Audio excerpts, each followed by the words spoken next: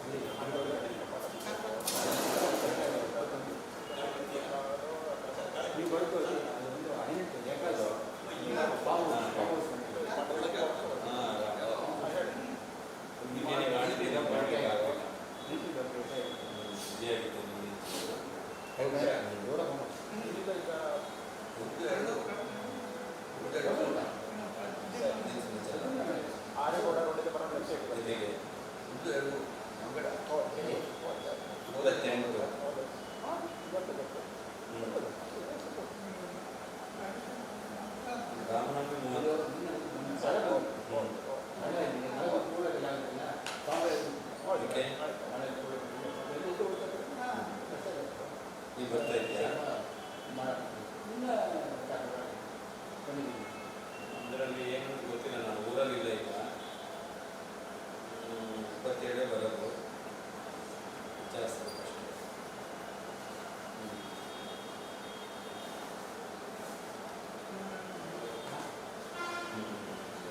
ಶ್ರೀಧರ್ ಅವ್ರ ಹತ್ರ ಕೇಳಿದ್ಯಾ?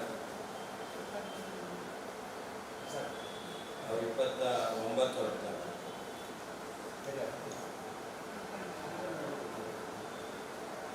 ಅದೇ ಮತ್ತೊಂದು 4 ಜನ ಅಂತ ಹೇಳಿದ್ದಾರೆ.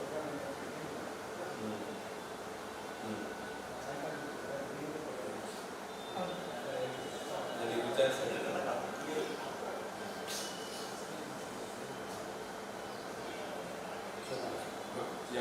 ಸ್ತುತ್ಯಾ ವಿರಕ್ತ್ಯಾ ಭಜನಮಲಜನೋನ್ನತ್ಯಭೂತ್ಯರ್ಪಕಾಯ ಶಿತ್ಯಾಂ ಅತ್ಯಲ್ಪಕೃತ್ಯೇಷು ಕುಜನಕೃತೌ ಧತ್ಯಭೂತ್ಯಾಜಕಾಯ ಕರ್ತ್ರೇ ಧತ್ರೇ ಧರತ್ರೇ ಹಜಮುಖವರಯೇ ಮುದ್ರಭಸ್ತ್ರೇ ನಮಸ್ತೆ ತಸ್ಮೈ ಕಸ್ಮೈಚಿದಸ್ಮನ್ ಮನಸಿ ಕೃತಕಥಾ ಸ್ತುತೌ ಸ್ಮಾರಕಾಯ ತಥೋ ವಿದ್ಯಾ ವಿರಕ್ತ್ಯಾದಿ ಸದ್ಗುಣೌಘಾಕರಾನಹಂ ರಾಜರಾಜಗುರೂನ್ ವಂದೇ ಹಯಗ್ರೀವಪದಾಶ್ರಯಾನ್ ತಪಸ್ವಾಧ್ಯಾಯ ಶುಶ್ರೂಷಾ ಕೃಷ್ಣಪೂಜಾರತಂ ಮುನಿಂ ವಿಶೇಷಮಿಷ್ಟದಂ ವಂದೇ ಪರಿವ್ರಾಟ್ಚಕ್ರವರ್ತಿನಂ ಶ್ರೀಗುರುಭ್ಯೋ ನಮಃ.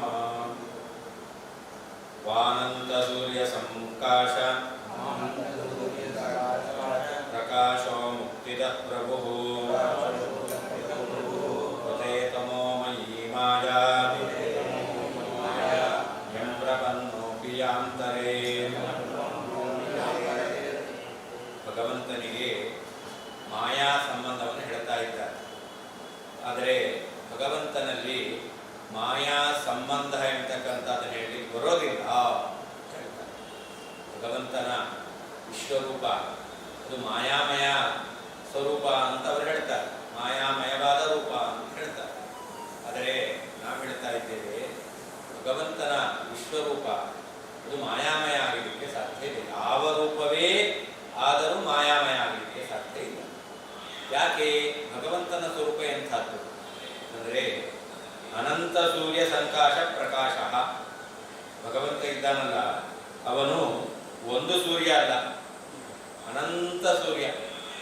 ಅನಂತ ಸೂರ್ಯದ ಪ್ರಕಾಶಕ್ಕೆ ಸಂಕಾಶ ಪ್ರಕಾಶ ಸದೃಶವಾದಂತಹ ಪ್ರಕಾಶ ಭಗವಂತನಿಗೆ. ಕೋಟಿ ಸೂರ್ಯ ಸಮಪ್ರಭಾ ಭಗವಂತನೇ ಹೇಳ್ತೇವೆ. ಅಂತಹ ಪ್ರಕಾಶ ರೂಪಿಯಾಗಿರ್ತಕ್ಕಂತಹ ಪರಮಾತ್ಮ ಅವನು ಈ ಅವಿದ್ಯಾಮಯವಾಗಿರ್ತಕ್ಕಂತಹ ಮಾಯಾ ಸಂಬಂಧವುಳ್ಳವನು ಅಂತ ಹೇಳಿ ಬರುತ್ತಾ. ತಮೋಮಯಿ ಪ್ರಕಾಶ ಮತ್ತು ಕತ್ತಲು ಎರಡಕ್ಕೂ ಸಮಾನಾಧಿಕರಣೆ ಇಲ್ಲ, ಒಟ್ಟಿಗೆ ಇರಲಿಕ್ಕೆ ಸಾಧ್ಯ ಇಲ್ಲ. ಕತ್ತಲೆ ಮತ್ತೆ ಅಪರಿಮಿತವಾದ ಪ್ರಕಾಶ.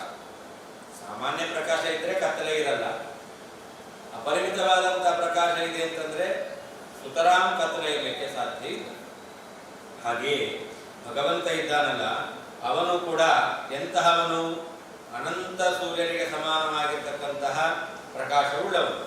ಅಷ್ಟೇ ಅಲ್ಲ, ಅವನು ಮುಕ್ತಿಯನ್ನು ಕೊಡತಕ್ಕಂತಹ ಸಾಮರ್ಥ್ಯವನ್ನು ಹೊಂದಿದವನು. ಯಾರು ಭಗವಂತನನ್ನು ಹೊಂದಿದ್ದಾರೋ ಅವರಿಗೇನೇ ಮಾಯಾ ಸಂಬಂಧ ಇಲ್ಲ. ಭಗವಂತನನ್ನು ಯಾರು ಹೊಂದಿದ್ದಾರೋ ಅಂದರೆ ಮುಕ್ತಿಯನ್ನು ಪಡೆದಿದ್ದಾರೋ, ಮುಕ್ತಿಪ್ರದನಾದ ಭಗವಂತನ ಅನುಗ್ರಹದಿಂದ ಮುಕ್ತಿಯನ್ನು ಪಡೆದಿದ್ದಾರೋ ಅಂಥವರಿಗೇನೆ ಮಾಯಾ ಸಂಬಂಧ ಇಲ್ಲ ಅಂತಿರಬೇಕಾದರೆ ಆ ಭಗವಂತನಿಗೆ ಮಾಯಾ ಸಂಬಂಧ ಇದೆ ಅಂತ ಹೇಳ್ತೀರ. ಮಾಯಾ ಸಂಬಂಧ ಇದ್ದಿದ್ರೆ ಆವಾಗ ವಿಶ್ವರೂಪ ಅದು ಮಾಯಾಮಯವಾದ ಶರೀರ ಅಂತ ಹೇಳ್ಬೋದಾಗಿತ್ತು. ಭಗವಂತನಿಗೆ ಮಾಯಾಮಯವಾದ ಶರೀರವನ್ನು ಹೇಳಲಿಕ್ಕೆ ಬರೋದಿಲ್ಲ. ಅವನನ್ನು ಮೊರೆ ಹೊಂದಿದವರಿಗೆ, ಅವನ ಅನುಗ್ರಹದಿಂದ ಅವನ ಲೋಕವನ್ನು ಹೊಂದಿದವರಿಗೆ ಅಥವಾ ಭಗವಂತನನ್ನೇ ಹೊಂದಿರುವಂತಹ ಜೀವನಿಗೇನೆ ಮಾಯಾ ಸಂಬಂಧ ಇಲ್ಲ ಅಂತ ಹೇಳಿದ ಮೇಲೆ ಭಗವಂತನಿಗಂತೂ ಸುತರಾಮಕ್ಕೆ ಸಾಧ್ಯವೇ ಇಲ್ಲ.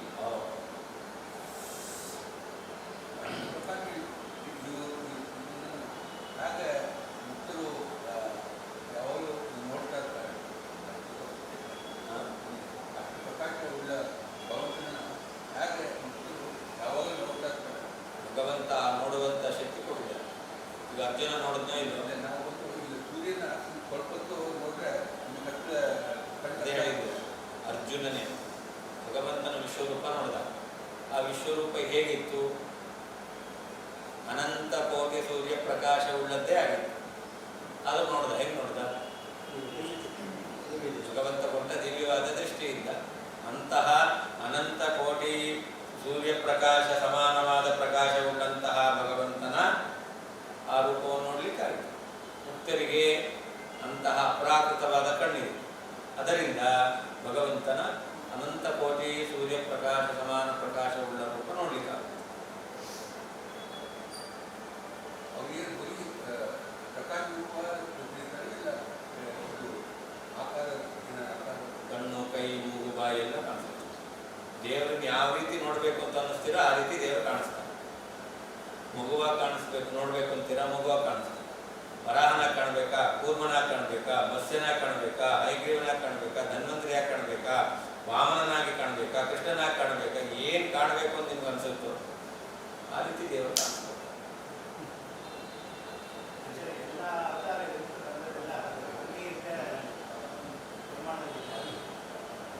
ಎಲ್ಲ ಇರೋದೇ ಬಂದಿದ್ದು, ತಗೊಂಡು ಬಂದಿದ್ದಲ್ಲ, ದೇಶ ಹಾಕೊಂಡು ಬಂದಿದ್ದಲ್ಲ. ಎಲ್ಲ ಕಾಲದಲ್ಲಿ ಎಲ್ಲ ರೂಪ ಇದೆ. ಯಾರೋ ಒಂದು ಪಾಠ ಮಾಡಬೇಕು ಅಂದ್ರೆ ವೇಷ ಹಾಕೊಂಡು ಬರ್ತಾರೆ. ಇನ್ನೊಂದ್ಸತಿ ಇನ್ನೊಂದು ಪಾಠ ಅಂತಂದ್ರೆ ಇನ್ನೊಂದು ವೇಷ ಹಾಕೊಂಡು ಬರ್ತಾರೆ. ಈಗ ನರಸಿಂಹ ವೇಷ ಹಾಕೊಂಬಲ್ಲ, ರಾಮ ಅಂದ್ರೆ ರಾಮ ವೇಷ ಹಾಕೊಂಡು. ಹಂಗೆ ಭಗವಂತ ವೇಷ ಹಾಕೊಂಡು ಬಂದಿದ್ದಾನೆ. ಇವಾಗ ಒಬ್ಬನಿಗೆ ಭಗವಂತ ಕೃಷ್ಣನಾಗಿ ಕಂಡ ಅದೇ ಭಗವಂತ ಇನ್ನೊಬ್ಬನಿಗೆ ರಾಮನಾಗಿ ಕಾಣ್ತಾನೆ.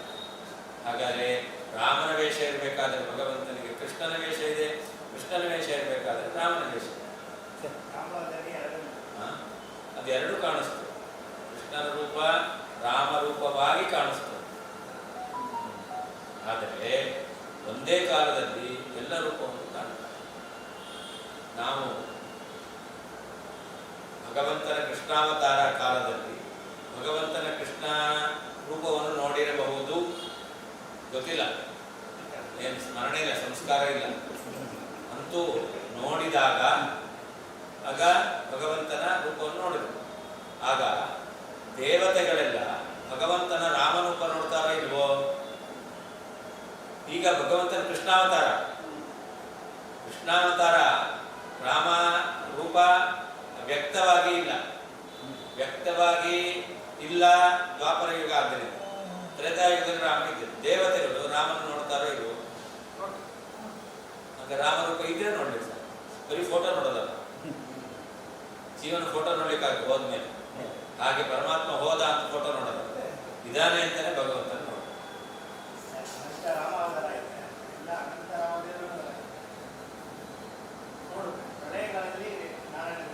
ಎಲ್ಲ ಸೇರಿ ನೋಡೋರು ಇಲ್ಲಲ್ಲ, ಅದಕ್ಕೋಸ್ಕರ ಅಲ್ಲಿ ಸೇರ್ಕೊಳ್ಬೇಕು.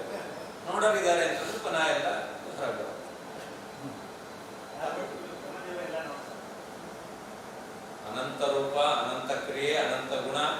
ಇದನ್ನು ಧ್ಯಾನದಲ್ಲಿ ಅವರು ಕಾಣುತ್ತಾರೆ. ತಮಿಳು ಮಹಾಕವಿ ಭಾರತೀಯ ಕೃಷ್ಣ ಪರಮಾತ್ಮ Krishna my lover, Krishna my hero, Krishna is my servant, ಹೀಗೆ ಕವಿ ಬರ್ತಾರೆ. ಎಲ್ಲ ಹೌದು, ಭಗವಂತ ಹಾಗೆ ಮಾಡ್ತಾನೆ. ನಮ್ಮ ಅನುಸಂಧಾನ ಮಾಡುವ ಹಾಗೆ ಬರೀ ಸರ್ವೆಂಟ್ ಅಂತ ಅನ್ಕೋಬಾರ್ದು ಅಷ್ಟೇ. ಬಾಸಾಗಿ ಸರ್ವೆಂಟ್ ಆಗಿದ್ದಾನೆ. ಅದೇ ನಾವು ಅದೇ ತೋಟ ಅವಾಗ ನಮಗೆ ಸೇವೆಗಳಾಗಿ ಬಂದಿದ್ದಾನೆ. ಪರವಾಗಿಲ್ಲ, ನಾವು ಯಜಮಾನರು. ಭಗವಂತ ಅರ್ಜುನನಿಗೆ ಸರ್ವೆಂಟ್ ಆಗೇ ಇದ್ದ.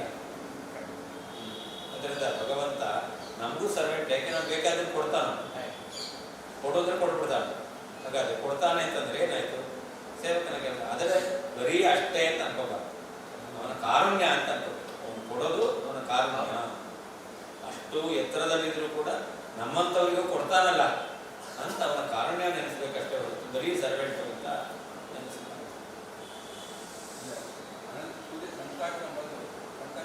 ಸದೃಶ ಸದೃಶ ಸಮಾನವಾದ. ಯಂ ಯಾವ ಪರಮಾತ್ಮನಿಗೆ, ಪರಮಾತ್ಮನನ್ನು ಪ್ರಪನ್ನೋಪಿ ಹೊಂದಿದವನೂ ಕೂಡ, ಶರಣಾಗತನಾದವನೂ ಕೂಡ, ಯಾವ ಮಾಯೆಯನ್ನು ತರೇತ್ ದಾಟುತ್ತಾನೋ ಅಂತಹ ಅನಂತ ಸೂರ್ಯ ಸಂಕಾಶ ಪ್ರಕಾಶ, ಅನಂತ ಸೂರ್ಯರ ಪ್ರಕಾಶಕ್ಕೆ ಸದೃಶವಾದ ಪ್ರಕಾಶವುಳ್ಳ ಮುಕ್ತಿದ ಮೋಕ್ಷಪ್ರದನಾದ ಪ್ರಭು ಸ್ವಾಮಿಯಾದ ಸಮರ್ಥನಾದ ನಾರಾಯಣನು ಕ್ವ ಎಲ್ಲಿ ತೇ ನಿನಗೆ ಸಮ್ಮತವಾದ ತಮೋಮಯಿ ಅವಿದ್ಯಾಮಯವಾದಂತಹ ಮಾಯೆಯು ಕ್ವ ಎಲ್ಲಿ.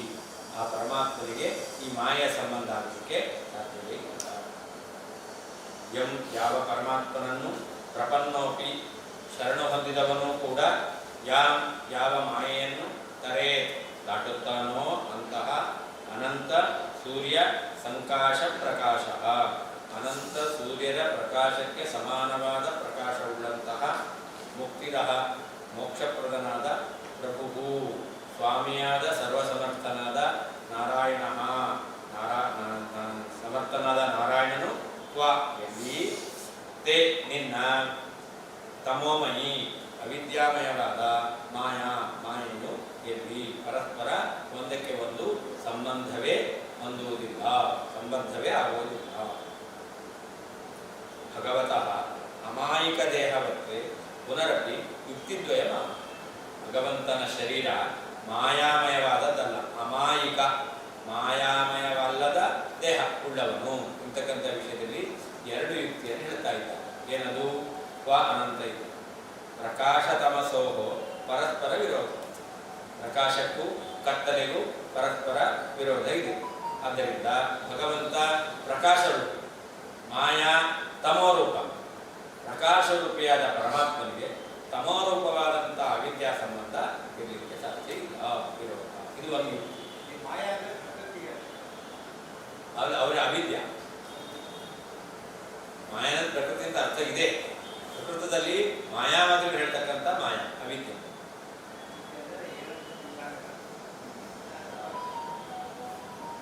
ಎರಡೂ ಸರಿಯಾಗಿ ತಿಳಿಲಿಲ್ಲ, ತಪ್ಪಾಗಿ ತಿಳಿತೇವೆ.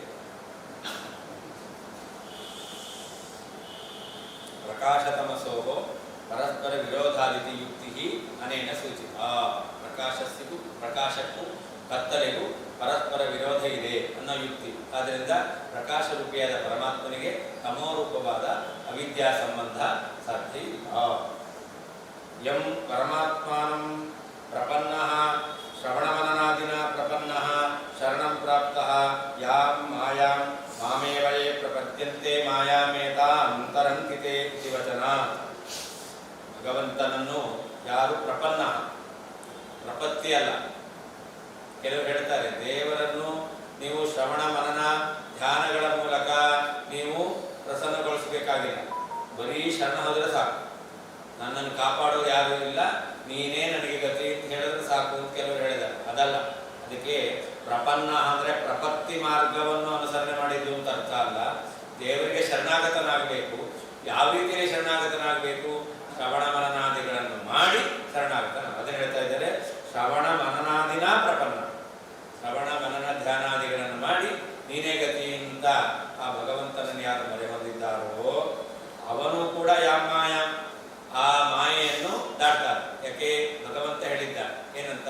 ಮಾಮೇವ ಯೇ ಪ್ರಪದ್ಯಂತೆ, ಯೇ ಮಾಂ ಏವ ಪ್ರಪದ್ಯಂತೆ, ಯಾರು ನನ್ನನ್ನೇ ಶ್ರವಣ ಮನನ ಧ್ಯಾನ ನಿಧಿಧ್ಯಾಸನ ರೂಪದಿಂದ ಮೊರೆ ಹೊಂದುತ್ತಾರೋ ತೇ ಮಾಯಾಂ ತರಂತಿ, ಏತಾಂ ಮಾಯಾಂ ತೇ ತರಂತಿ, ಅವರು ಈ ಮಾಯೆಯನ್ನು ದಾಡ್ತಾರೆ. ಹೀಗೆ ಭಗವಂತನನ್ನು ಹೊಂದಿದಂತಹ, ಮೊರೆ ಹೊಂದಿದಂತಹ, ಶರಣಾಗತರಾದಂತಹ, ಜ್ಞಾನ ಭಕ್ತಿಯಾದಿಗಳನ್ನು ಹೊಂದಿ ಪರಮಾತ್ಮನಿಗೆ ಶರಣರಾದಂತಹ ಜೀವರಿಗೆ ಮಾಯಾ ಸಂಬಂಧ ಇಲ್ಲ ಅಂತಂದ್ರೆ ಆ ಭಗವಂತನಿಗೆ ಮಾಯಾ ಸಂಬಂಧ ಹೇಗೆ? ಗಜೇಂದ್ರ ಮೋಕ್ಷದಲ್ಲಿ ಶರಣಾಗತಿ ಆದ ಆ ಆನೆ ದೇವರುಗಳು ಕಾಪಾಡಿ ಆ ಥರನೇ ಎಲ್ಲ ಹೇಳ್ತಾರೆ. ಶರಣಾಗತಿ ಅಲ್ಲಿ ಕೂಡ ಜ್ಞಾನ ಪುರಸ್ಸರವಾಗಿಯೇ ಆ ಗಜೇಂದ್ರ ಭಗವಂತನನ್ನು ಮೊರೆ ಹೊಂದಿತು. ಬರೀ ಭಕ್ತಿ ಮಾತ್ರ ಅಲ್ಲ, ಜ್ಞಾನವೂ ಇತ್ತು. ಜ್ಞಾನ ಪುರಸ್ಸರವಾಗಿಯೇ ಭಗವಂತ ಯದಾ ತದ್ಭೋಕ್ತಿ ತದ್ಭಕ್ತೋಪಿ ಮಾಯಾಕರಣ ಸಮರ್ಥ ತದಾ ಸುತರಾಂಚ ಭಗವಾನಿತಿ ಯುಕ್ತಿ ಅನೇನ ಸೂಚಿತ. ಭಗವಂತನನ್ನು ಜ್ಞಾನಭಕ್ತ್ಯಾದಿಗಳ ಮೂಲಕ ಮೊರೆ ಹೊಂದಿದವನೇ ಮಾಯೆಯಿಂದ ದೂರ ಆಗ್ತಾನೆ ಅಂತಂದ ಮೇಲೆ ಭಗವಂತನನ್ನು ಹೊಂದಿದವನು. ಹಾಗಿರುವೇಳೆ ಭಗವಂತನಿಗೆ ಮಾಯಾ ಸಂಬಂಧ ಇಲ್ಲ ಅಂತ ಏನು ಹೇಳಬೇಕು?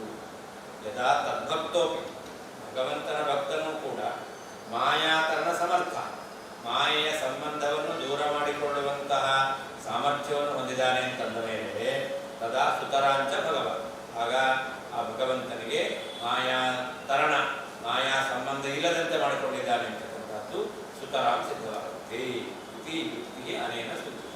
ಇನ್ನೊಂದು ಯುಕ್ತಿಯನ್ನು ಇದರಿಂದ ತಿಳಿಸಿದ್ದಾರೆ. ಪ್ರಾಯೋದರ್ಥಪಟ ಪ್ರಾಯ ಜ್ಞಾನೋದಯೇ ಹೃದಿ ಮಾಯಾ ನಿಸ್ತರಣೋಪಾಯ ಸ್ವಯಂ ಮಾಯಾಮಯ ಕಿಲ. ಈ ಮಾಯ ಇದೆಯಲ್ಲ, ಭಗವಂತನ ಸಾಕ್ಷಾತ್ಕಾರ ಆಗಿದೆ ಅಂತಾದರೆ ಆವಾಗ ಆ ಮಾಯೆ ಇರುತ್ತೆ. ಹೇಗಿರುತ್ತೆ? ದಗ್ಧ ಪಟಪ್ರಾಯ. ಆ ಮಾಯೆ ಇದ್ರೂ ಕೂಡ ಯಾವ ಕೆಲಸವನ್ನು ಕೂಡ, ಯಾವ ಪರಿಣಾಮವನ್ನು ಕೂಡ ಅದು ಬೀರೋದಿಲ್ಲ. ಅದಕ್ಕೆ ದಗ್ಧ ಪಟಾಯಮಾನ ಅಂತ ಹೇಳ್ತಾರೆ. ಬಟ್ಟೆಯನ್ನು ಚೆನ್ನಾಗಿ ಉಪ್ಪಿನಲ್ಲಿ ನೆನೆ ಹಾಕಿ ಅದನ್ನು ಒಣಗಿಸಿ, ಮತ್ತೆ ಅದನ್ನು ಉಪ್ಪಿನಲ್ಲಿ ನೆನೆಸಿ, ಮತ್ತೆ ಒಣ ಹಾಕಿ, ಮತ್ತೆ ಅದನ್ನು ಉಪ್ಪಿನಲ್ಲಿ ನೆನೆಸಿ, ಆಮೇಲೆ ಒಣ ಹಾಕಿ, ಆಮೇಲೆ ಬೆಂಕಿ ಕೊಡು. ಅದು ಹೇಗಿರುತ್ತೆ? ಬಟ್ಟೆಯಂತೆ ಇರುತ್ತೆ, ಆದರೆ ಹೊದ್ಕೊಳಿಕ್ಕಾಗಲ್ಲ, ಉಟ್ಕೊಳಿಕ್ಕಾಗಲ್ಲ. ಹಾಗಾದ್ರೆ ಅದು ಹೇಗಿದೆ? ಬಟ್ಟೆಯಂತೆ ಇದೆ, ಆದರೆ ಬಟ್ಟೆ ಕೆಲಸ ಹೊದ್ಕೊಳ್ಳೋದು ಉಟ್ಕೊಳ್ಳೋದು ಅದು ಆಗಲ್ಲ. ಇದನ್ನ ದಗ್ಧ ಪಟಾಯಮಾನ ಅಂತ ಹೇಳಿದೆ, ದಗ್ಧ ಪಟಪ್ರಾಯ ಅಂತ. ಇದು ಯಾವುದರಿಂದ ಏನು ಕೆಲಸ ಆಗಬೇಕು ಆ ಕೆಲಸ ಆಗಲ್ಲ, ಆದರೆ ಆ ವಸ್ತು ಇದೆ. ಬಟ್ಟೆ ಅದು ಸುಟ್ಟೋದ್ರೂ ಕೂಡ ಇದೆ. ಮನೆಗೆ ಹೋಗ್ಬೇಕಾದ್ರೆ ಟ್ರಯಲ್ ಮಾಡಿ ನೋಡಿ. ಬಟ್ಟೆ ಸುಡೋದು ಬೇಡ, ಒಂದು ದಾರ ತೆಗೆದುಕೊಂಡು ಆ ದಾರವನ್ನೇ ಚೆನ್ನಾಗಿ ನೀರಿನಲ್ಲಿ ಉಪ್ಪಿನ ನೀರಲ್ಲಿ, ನಮ್ಮ ಮನೆ ನೀರು ಉಪ್ಪು ನೀರಿದೆ ಅದಲ್ಲ, ಉಪ್ಪು ಹಾಕಿ ನೆನೆಸ್ಬೇಕು. ನೀರು ಸ್ವಲ್ಪ ಸಾಲ್ಟ್ ಆಗಿದ್ರೆ ಆ ನೀರಲ್ಲ, ಅದು ಹಾಕಿ ನೆನೆಸ್ಬೇಕು, ಅದನ್ನು ಒಣಗಿಸ್ಬೇಕು, ಮತ್ತೆ ಅದನ್ನ ನೀರಲ್ಲಿ ನೆನೆಸ್ಬೇಕು, ಮತ್ತೆ ಒಣಗಿಸ್ಬೇಕು. ಆಮೇಲೆ ಇವಾಗ ಏನ್ ಮಾಡ್ಬೇಕು ಅಂತಂದ್ರೆ, ಅವಾಗ ಒಂದು ಅಂಗಾರದ ಆಭರಣ ಉಂಗುರ ಅದನ್ನು ಕಟ್ಟ್ರಿ, ಅದಕ್ಕೆ ಬೆಂಕಿ ಕೊಡ್ರಿ. ಅವಾಗ ಅದು ನೇತಾಡ್ತಾ ಇರುತ್ತೆ, ಅದು ತುಂಡಾಗಲ್ಲ. ಆದರೆ ಅದನ್ನು ಹೊಲಿತೀವಿ ಅಂದ್ರೆ ಹೊಲಿಲಿಕ್ಕ ಹಾಗಾದ್ರೆ ಹಾಗೇ ಇರುತ್ತೆ. ಆದರೆ ಅದು ದಾರದಂತೆ ಕಾಣಿಸುತ್ತೆ, ದಾರದ ಕೆಲಸ ಹೊಲಿಬೇಕಾಗುತ್ತೆ. ಅದನ್ನು ತಗೊಂಡು ಹೊಲಿಲಿಕ್ಕ ಅವಾಗ ಮುಗಿದ ಕೂಡಲೇ ಅದು ತುಂಡಾಗಿ ಹೋಗುತ್ತೆ. ದಾರದಂತೆ ಕಾಣಿಸುತ್ತೆ, ದಾರದ ಕೆಲಸ ಆಗಲ್ಲ. ಬಟ್ಟೆಯಂತೆ ಕಾಣಿಸುತ್ತೆ, ಬಟ್ಟೆ ಅದೇ ದಗ್ಧಪಟಾಯ. ಹಾಗೆ ಈ ಜ್ಞಾನೋದಯ ಭಗವಂತನ ಸಾಕ್ಷಾತ್ಕಾರ ಆಗಿದೆ ಅಂತಾದರೆ ಇನ್ನೂ ಈ ಲಿಂಗದೇಹ ಭಂಗ ಆಗಿಲ್ಲ. ಆದ್ದರಿಂದಾಗಿ ಆ ಮಾಯಾ ಎಂಬತಕ್ಕಂಥದ್ದು ಇರುತ್ತೆ. ಅದು ಯಾವ ರೀತಿ ಇರುತ್ತೆ? ದಗ್ಧಪಟಪ್ರಾಯ ಇದ್ರೂ ಕೂಡ ಅದು ದಗ್ಧಪಟದಂತೆ ಇರುತ್ತೆ. ಅಂತಹ ಮಾಯೆಯನ್ನು ದೂರ ಮಾಡತಕ್ಕಂಥವನು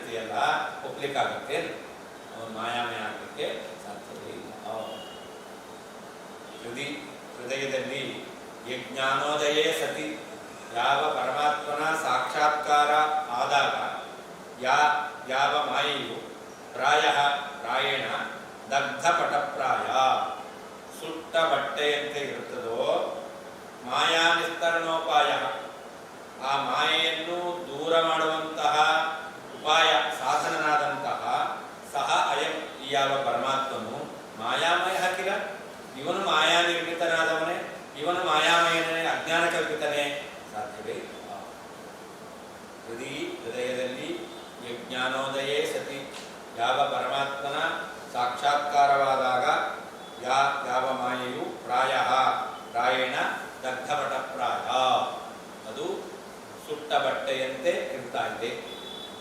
ಮಾಯಾ ನಿಸ್ತರಣೋಪಾಯ ಮಾಯೆಯನ್ನು ದಾಟಲು ಸಾಧನನಾದಂತಹ ಸಹ ಅಯಂ ಈ ಪರಮಾತ್ಮನು ಮಾಯಾಮಯ ಹಾಕಿಲ್ಲ, ಅವನು ಮಾಯಾಮಯನೇನು ಸಾಧ್ಯತೆ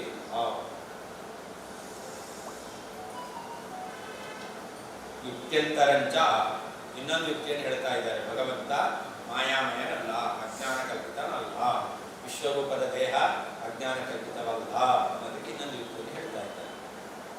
ಯಜ್ಞಾನೋದಯೇ ಯಸ್ಯ ಅಪರೋಕ್ಷ ಜ್ಞಾನೋದಯೇ ಯಾವ ಪರಮಾತ್ಮನ ಜ್ಞಾನ, ಇವಾಗ ನಾವು ಜ್ಞಾನ ಪಡಿತಾ ಇದ್ದೇವೆ, ಈ ಜ್ಞಾನ ಪರೋಕ್ಷ ಜ್ಞಾನ, ಇದು ಅಪರೋಕ್ಷ ಜ್ಞಾನ ಅಲ್ಲ. ಹಾಗಾದರೆ ಯಜ್ಞಾನೋದಯ ಅಂತಂದರೆ ಭಗವಂತನ ಸಾಕ್ಷಾತ್ಕಾರ ಆಗೋದು, ಅಪರೋಕ್ಷ ಜ್ಞಾನ ಅಲ್ಲ. ಪರೋಕ್ಷ ಜ್ಞಾನ ಆದಾಗ ಯಾವ ಮಾಯಾ ಅದು ದಗ್ಧಪಟಪ್ರಾಯ ಮಾಯಾ ನಿಸ್ತರಣೋಪಾಯ ಸಹ ಭಗವಂತನನ್ನು ನೋಡಿದ್ರೆ ಸಾಕು ಏನಾಗುತ್ತೆ, ಅದಕ್ಕೆ ಹೇಳಿದೆ ಭಗವಂತನ ದರ್ಶನ ಆದಾಗ ಆ ಮಾಯೆ ಅದು ದಗ್ಧಪಟಪ್ರಾಯ ಆಯಿತು, ಭಗವಂತನ ಸಾಕ್ಷಾತ್ಕಾರ. ಹಾಗಾದರೆ ಭಗವಂತನ ಸಾಕ್ಷಾತ್ಕಾರ ಆದಾಗಲೇ ಆ ಮಾಯೆ ಅದು ತನ್ನ ಸಾಮರ್ಥ್ಯವನ್ನು ಕಳ್ಕೊಳ್ಳುತ್ತೆ ಅಂತಂದ ಮೇಲೆ ಭಗವಂತನನ್ನು ಅದು ಆವರಿಸಲಿಕ್ಕೆ ಸಾಧ್ಯ ಇದೆಯಾ? ಇದರಲ್ಲಿ ಇದಕ್ಕೆ ಹೇಳ್ತಾರೆ ಸ್ವದರ್ಶನ ಮಾತ್ರೇಣ ಮಾಯಾಂ ದಗ್ಧಪಟೋಪಮಾಂ ಕುರ್ವನ್. ತನ್ನ ಸಾಕ್ಷಾತ್ಕಾರದಿಂದಲೇನೆ ದರ್ಶನದಿಂದಲೇನೆ ಮಾಯೆಯನ್ನು ಸುಟ್ಟ ಬಟ್ಟೆಯಂತೆ ಮಾಡುವಂತಹ ಸಾಮರ್ಥ್ಯ ಅಂದರೆ ಅದು ಕಾರ್ಯಕಾರಿ ಅಲ್ಲ, ಕಾರ್ಯಕಾರಿ ಆಗದಂತೆ ಮಾಡುವಂತಹ ಪರಮಾತ್ಮ. ದಯಾ ಮಾಯಾಮಯ ಕಿಲ ಇತ್ಯುಪಾಸ ಅಂತಹ ಭಗವಂತ ಮಾಯೆಯಿಂದ ಅವನು ಕಲ್ಪಿತನಾಗಿದ್ದಾನೆ ಅನ್ನೋದು ಕೂಡುತ್ತೇನು, ಅಪಹಾಸ್ಯ ಮಾಡ್ತಾ ಇದ್ದಾನೆ. ಇದು ಸಾಧ್ಯವೇ ಇಲ್ಲ. ಅಸ್ತ್ಯಸ್ಥಿತೋಕ್ತೋ ನಾಸ್ತೀತಿ ಪ್ರತಿವಾಗತಿವಾದಿನಿ ಸಹಸ್ರಶೀರ್ಷ ಶ್ರೌತೋ ಯೌ ನೈಕಶೀರ್ಷಾಪ್ಯಸೌ ಕಿಲ.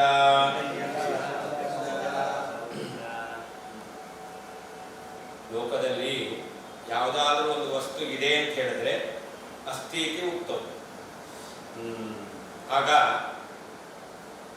ಅತಿವಾದಿನಿ ಯಾರಾದರೂ ಒಬ್ಬ ದ್ವೇಷದಿಂದಾಗಿ ನಾಸ್ತಿ ಅಂತ ಹೇಳ್ತಾನೆ, ವಾಸ್ತವಿಕ ವಸ್ತು ಇದೆ ಆದರೆ ದ್ವೇಷ ಇರೋದ್ರಿಂದಾಗಿ ವಸ್ತು ಇಲ್ಲ ಅಂತ ಹೇಳ್ತಾನೆ. ಆ ಮಾತು ಏನಾಗುತ್ತೆ, ಅದು ವಿರುದ್ಧವಾದ ಮಾತಾಗಿರುತ್ತೆ ಅಲ್ವಾ? ಹಾಗೆ ಭಗವಂತನು ನಿರಾಕಾರ ಅಂತ. ನಿರಾಕಾರ ಅಂದ್ರೆ ಏನು? ಒಂದು ತಲೆ ಇಲ್ಲ ಅಂತ. ದೇವರಿಗೆ ಸಹಸ್ರ ಶೀರ್ಷ ಪುರುಷ ಅಂತ ಶ್ರುತಿ ಏನು ಹೇಳ್ತಾ ಇದೆ? ಅನಂತ ತಲೆಗಳಿದೆ ಅಂತ ಹೇಳ್ತಾ ಇದೆ. ಹೀಗೆ ಸಹಸ್ರ ಶೀರ್ಷ ಶ್ರೌತಃ ಯಾವ ಭಗವಂತ ಇದ್ದಾನಲ್ಲ, ಶ್ರುತಿಯಿಂದ ಅನೇಕ ತಲೆ ಉಳ್ಳವನು ಎಂಬುದಾಗಿ ಭಗವಂತ ಪ್ರತಿಪಾದ್ಯನಾಗಿದ್ದಾನೆ. ಅಂತಹ ಭಗವಂತನನ್ನ ನೀನೇನು ಹೇಳ್ತೀಯ? ಒಂದು ತಲೆನೂ ಇಲ್ಲ ಅಂತ. ತಲೆ ಇಲ್ಲದಿದ್ದ ನೀನು ಹೇಳ್ತೀಯ, ಅವನಿಗೆ ತಲೆ ಇಲ್ಲ ಅಂತ ನೀನು ಮಾಡ್ತಿದ್ಯಾ ಅಷ್ಟೇ ಹೊರತು ನಿನ್ ತಲೆ ಇಲ್ಲ ಅಂತ ಹೇಳ್ಬೇಕು, ಅವನಿಗೆ ತಲೆ ಇಲ್ಲ ಅಂತ ಹೇಳ್ಬಾರ್ದು.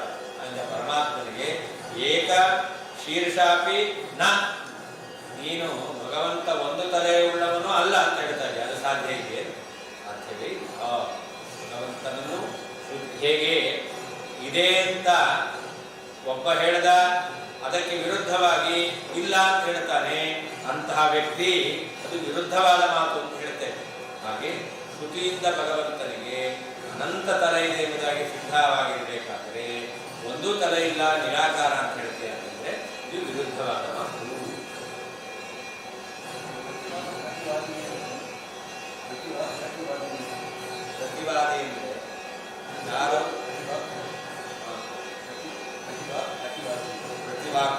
ಅತಿವಾದಿನಿ. ಪ್ರತಿವಾಕ್ ಅಂದರೆ ವಿರುದ್ಧವಾದ ಮಾತು. ಅದಕ್ಕೆ ಇಲ್ಲ ಅಂತ ಹೇಳ್ತಾರೆ, ನಿಷೇಧವನ್ನು ಹೇಳ್ತಾರೆ. ಅತಿವಾದಿನಿ ಅಂತಂದ್ರೆ ಅವನು ಹೆಚ್ಚಾಗಿ ಮಾತಾಡ್ತಾನೆ, ಅಸಂಗತವಾಗಿ ಮಾತಾಡ್ತಾನೆ.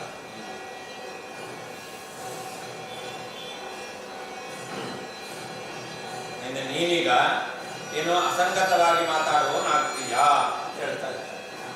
ಮಾಯಾವಾದಿಗಳು ಅಸಂಗತವಾಗಿ ಮಾತಾಡುವವರು ಅಂತ ಆಗ್ತಾರೆ. ಯಾಕೆ? ಶ್ರುತಿ ಸಹಸ್ರಶೇಷ ಅಂತ ಹೇಳ್ತಾರೆ, ಭಗವಂತ ನಿರಾಕಾರ ಅಂತ ಹೇಳ್ತಾರೆ.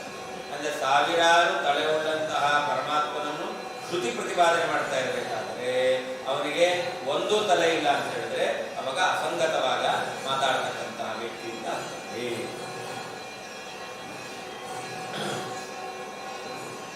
ಅಸ್ಥಿತಾ ಉಕ್ತೌ, ಯಾವುದಾದರೂ ಒಂದು ಪದಾರ್ಥಕ್ಕೆ ಅಸ್ತಿತ್ವವನ್ನು ಹೇಳಿದಾಗ, ಇದೆ ಅಂತ ಹೇಳಿದಾಗ ಅತಿವಾದಿನಿ, ದೋಷವನ್ನು ಹುಡುಕುವಂತಹ ವ್ಯಕ್ತಿಯು ಅವನೇ ಅಸಂಗತವಾಗಿ ಮಾತಾಡುವವನು ಅಂತ. ಆ ಪುರುಷನಲ್ಲಿ ನಾಸ್ತೀತಿ, ಆ ಪದಾರ್ಥವು ಇಲ್ಲ ಎಂತಕ್ಕಂತಹ ಪ್ರತಿಭಾ, ಇನ್ನು ಉತ್ತರ ಪ್ರತಿವಚನವು ಅಸ್ತಿ ಇರುತ್ತದೆ. ಅದಕ್ಕೆ ಉದಾಹರಣೆ ಯಹ, ಯಾರು, ಸಹಸ್ರ ಶೀರ್ಷ, ಅನಂತ ತಲೆಯುಳ್ಳಂತಹ, ಶ್ರೌತಃ, ಶ್ರುತಿಸಿದ್ಧನಾಗಿರ್ತಕ್ಕಂತಹ ಅಸೌ, ಈ ಭಗವಂತನು, ಏಕಶೀರ್ಷ ಅಪಿ, ಒಂದು ತಲೆಯುಳ್ಳವನು ಕೂಡ, ನ ಕಿಲ, ಅಲ್ಲವಂತೆ. ಇದು ಪ್ರತಿಭಾ, ವಿರುದ್ಧವಾದ ಮಾತಾಡುತ್ತೆ. ಅಸ್ತಿತ್ವವು, ಯಾವುದಾದರೂ ಒಂದು ಪದಾರ್ಥಕ್ಕೆ ಅಸ್ತಿತ್ವವನ್ನು ಹೇಳಿದಾಗ, ಅರ್ಥಾತ್ ಪದಾರ್ಥವು ಇದೇ ಎಂಬುದಾಗಿ ಹೇಳಿದಾಗ ಅತಿವಾದಿನಿ, ದೋಷವನ್ನು ಹುಡುಕುವಂತಹ ಪುರುಷನಲ್ಲಿ ನಾಸ್ತೀತಿ, ಇಲ್ಲ ಪದಾರ್ಥವು ಇಲ್ಲ ಎಂತಕ್ಕಂತಹ ಪ್ರತಿವಚನವು ಇರುತ್ತದೆ, ಅಸ್ತಿ ಇರುತ್ತದೆ. ಅದು ಹೇಗೆ? ಯಹ, ಯಾರು, ಸಹಸ್ರ ಶೀರ್ಷ, ಸಾವಿರ ತಲೆಯುಳ್ಳವನು ಎಂಬುದಾಗಿ ಶ್ರೌತಃ, ಶ್ರುತಿ ಪ್ರತಿಪಾದ್ಯನಾಗಿದ್ದಾನೋ, ಅಸೌ, ಈ ಪರಮಾತ್ಮನು, ಏಕಶೀರ್ಷ ಅಪಿ, ಒಂದು ತಲೆಯುಳ್ಳವನು ಕೂಡ, ನ ಕಿಲ, ಅಲ್ಲವಂತೆ, ಸಾಧ್ಯ. ಇದಾನೀಂ ಪುರುಷ ಸೂಕ್ತಾರ್ಥಂ ವಕ್ತು ತತ್ ಪ್ರಸಕ್ತ್ಯರ್ಥಂ ಕಾಂಚನ ನೀತಿಂ ವದನ್ ಪ್ರತಿವಾದಿನಂ ಅಪಹಸತಿ. ಮುಂದೆ ಪುರುಷ ಸೂಕ್ತದ ಅರ್ಥವನ್ನು ಹೇಳ್ತಾ ಇದ್ದಾರೆ. ಪುರುಷ ಸೂಕ್ತದ ಅರ್ಥವನ್ನು ಹೇಳಲಿಕ್ಕೋಸ್ಕರ ಅದಕ್ಕೆ ಪ್ರಸಕ್ತಿ ಏನು ಅಂತ ಹೇಳಬೇಕು. ಆ ಪ್ರಸಕ್ತಿಯನ್ನು ಹೇಳಲಿಕ್ಕೋಸ್ಕರ ಒಂದು ನೀತಿಯನ್ನು ಹೇಳ್ತಾ ಇದ್ದಾರೆ. ಆ ನೀತಿಯನ್ನು ಹೇಳುವ ಮೂಲಕ ಮಾಯಾವಾದಿಗಳನ್ನು ಅಪಹಾಸ್ಯ ಮಾಡ್ತಾ ಇದ್ದಾರೆ. ಅಸ್ಥಿತಾ ಉಕ್ತೌ ಅಂದ್ರೇನಂತ? ಅಸ್ಥಿತಿ ಕಸ್ಯಚಿತ್ ವಿಶಿಷ್ಟಸ್ಯ ಉಕ್ತೌ ಸತ್ಯ. ಯಾವುದಾದರೂ ಒಂದು ಪದಾರ್ಥಕ್ಕೆ ಅಸ್ತಿತ್ವವನ್ನು ಹೇಳಿದಾಗ, ಇದೆ ಅಂತ ಹೇಳಿದಾಗ. ಅತಿವಾದಿನಿ ಅಂದ್ರೇನಂತ? ಬಹುಭಾಷಿನಿ, ಬಹಳ ಮಾತಾಡ್ತಕ್ಕಂಥವ್ರು, ದೋಷವನ್ನೇ ಹುಡುಕುವವರು. ಏನು ಹೇಳಿದ್ರು ದೋಷ ಹುಡುಕ್ತಕ್ಕಂಥದ್ದು ಇರುತ್ತೆ. ಅಂತಹ ಯತ್ಕಿಂಚಿತ್ ಜಲ್ಪತಿ ಖಲೆ ನಾಸ್ತಿ, ಏನೇನೋ ಮಾತಾಡ್ತಾನೆ ಅಂತಹ ದುಷ್ಟನಲ್ಲಿ ನಾಸ್ತಿ ಇದು ಪ್ರತಿಭಾ. ವಸ್ತು ಇದೆ ಅಂತ ಹೇಳಿದಾಗ ಅವನು ಏನು ಪ್ರತಿಯಾಗಿ ಮಾತಾಡ್ತಾನೆ? ಇಲ್ಲ ಅಂತ ಹೇಳ್ತಾನೆ. ಅಸ್ತಿ ಇತ್ಯಸ್ಯ ಪ್ರತಿಭಾ ಅಸ್ತಿ. ಇಲ್ಲ ಅನ್ನೋದಕ್ಕೆ ವಿರುದ್ಧವಾದ ಮಾತು, ಇದೆ ಅನ್ನೋದಕ್ಕೆ ವಿರುದ್ಧವಾದ ಇಲ್ಲ ಎಂತಕ್ಕಂಥ ಮಾತು ಇರುತ್ತೆ. ಯತ್ಕಿಂಚಿತ್ ಅಬದ್ಧಂ ಪ್ರತಿಬದ್ಧತಿತ್ಯವ ಇತ್ಯರ್ಥ. ಏನಾದರೂ ಅಸಂಬದ್ಧವಾಗಿ ಅವನು ಮಾತಾಡ್ತಾನೆ. ಹೀಗೆ ಯಾರು ಬಹುಭಾಷೆಯಾಗಿದ್ದಾನೆ ಅಂತಹ ವ್ಯಕ್ತಿ ಅವನು ಏನಾದರೂ ಒಂದು ವಿಷಯವನ್ನು ಹೇಳಿದ್ರೆ ಅದಕ್ಕೆ ತಾನು ಮಾತಾಡಬೇಕು ಅಂತ ಹೇಳಿ ಅಸಂಬದ್ಧವಾಗಿ ಮಾತಾಡ್ತಾನೆ. ಇದು ಲೋಕದಲ್ಲಿ ಕಂಡಿದೆ. ಹಾಗೆ ತತ್ರ ತತ್ ಕುತ್ರ ದೃಷ್ಟಂ, ಅದೇನು ಕಂಡಿದೆ? ನಿನ್ನಲ್ಲೇ ಕಂಡಿದೆ ಅಂತ ಹೇಳ್ತಾ ಇದ್ದಾರೆ. ಇತ್ಯತಃ ಉತ್ತಮ ಸಹಸ್ರ ಶೀರ್ಷ ಇತ್ಯಾದಿ. ಯಹ ಪರಮಾತ್ಮ ಸಹಸ್ರ ಶೀರ್ಷ ಶ್ರೌತ, ಸಹಸ್ರ ಶೀರ್ಷ ಪುರುಷಃ, ಸಹಸ್ರಾಕ್ಷ ಸಹಸ್ರಪಾತ್, ಸಹಸ್ರ ಶೀರ್ಷಕಂ ದೇವಂ ವಿಶ್ವಾಕ್ಷಂ ವಿಶ್ವಸಂಭುವಂ ಅಂತ ಅನೇಕ ಶ್ರುತಿಯಲ್ಲಿ ಭಗವಂತ ಸಾವಿರಾರು ತಲೆಯುಳ್ಳವನೆಂಬುದಾಗಿ ಶ್ರೌತಃ ಸಹಸ್ರ ಶೀರ್ಷೇತಿ ಶ್ರುತಿ ಪ್ರತಿಪಾದಿತ.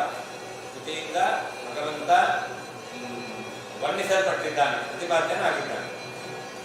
ಅಸೌ ಏಕಶೀರ್ಷಾಪಿ ನಕಿಲ, ಇಂತಹ ಭಗವಂತ ಒಂದು ತಲೆಯುಳ್ಳವನು ಅಲ್ವಲ್ಲ. ನಿರಾಕಾರ ಅಂದ್ರೆ ಒಂದು ತಲೆ ಇಲ್ಲ ಅಂತ ಆಯ್ತು. ಇದ್ದೀಯಾ? ಅಸ್ಯಾಹ ದುರ್ನೀತೇಃ ಸಹಸ್ರಶೀರ್ಷಃ ಹರೇಃ ನಿರಾಕಾರತಾವಾದ್ಯೇವ ನಿದರ್ಶನಮಿತಿ ಭಾವಃ.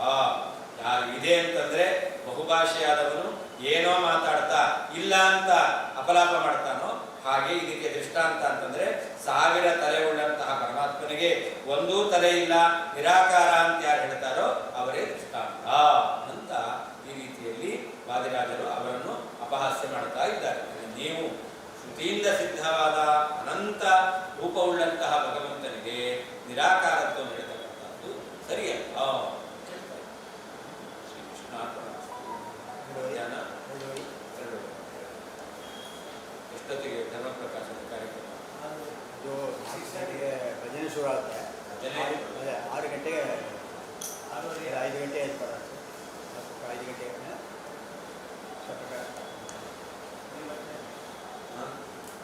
ನೋಡ್ಬೇಕು. ಸಭಾ ಕಾರ್ಯಕ್ರಮ ಆಗ್ತದೆ.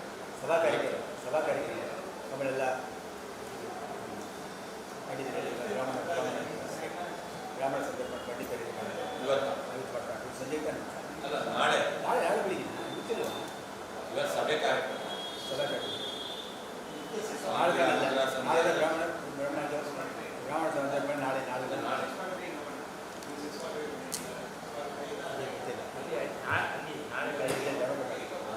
ಬೆಳಿಗ್ಗೆ ಪ್ರೋಗ್ರಾಮ್ ಮಾಡ್ತಾರೆ. ಇನ್ನು ಕಟ್ಟಿದ್ದಾರಾ ಬಟ್ಟೆ? ಸಾಮರ್ಥ್ಯ ಏನು ಗೊತ್ತಿಲ್ಲ. ಅವಿಜ್ಞಾನ ನಾಳೆ ನಾನೇ ಇರ್ತಾರೆ, ನಾನೇ ಗೊತ್ತಿಲ್ಲ.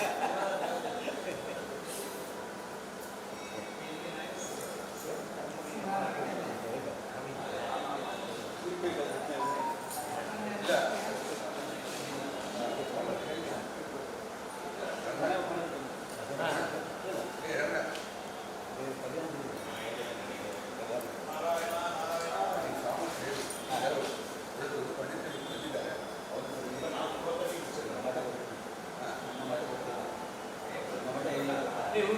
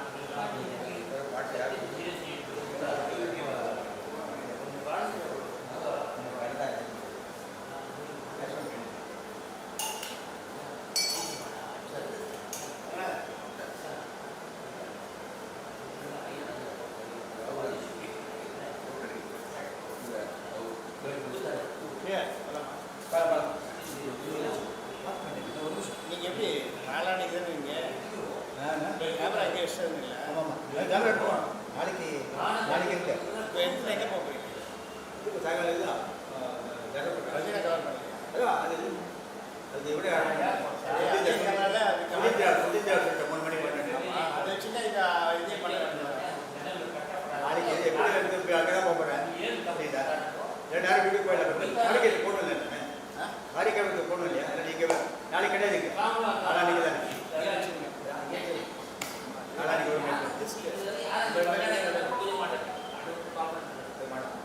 கேமரா இருக்கு கேமரா இருக்கு ப்ராப்ளம் ரிஸ்கே எடுக்காது சும்மா தூங்கிட்டு சேஃப்டியாக வச்சுருங்க நாளைக்கு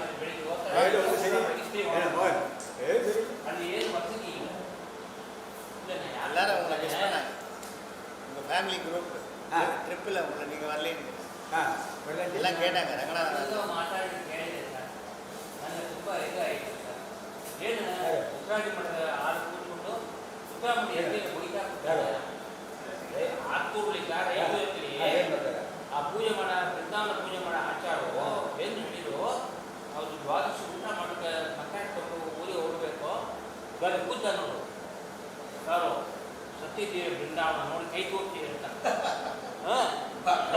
ಈ ಬೃಂದಾವನ ಕೂತಾನಲ್ಲ ಗಂಡಿಯ ದಾನ ನಮ್ಗೆ ಏನಂತ ನಮ್ಗೆಲ್ಲ ಮಾಡ್ಬಿಡ್ತಾರೆ ಎಲ್ಲ ದಾನ ಮಾಡ್ಬಿಡ್ತಾರೆ ರಾಜ ಕೊಟ್ಟ ನಾಟ್ಲಿ ಪಂಚ ಬಂತು ಆ ಪಂಚ ಬೆಳೆಸಿ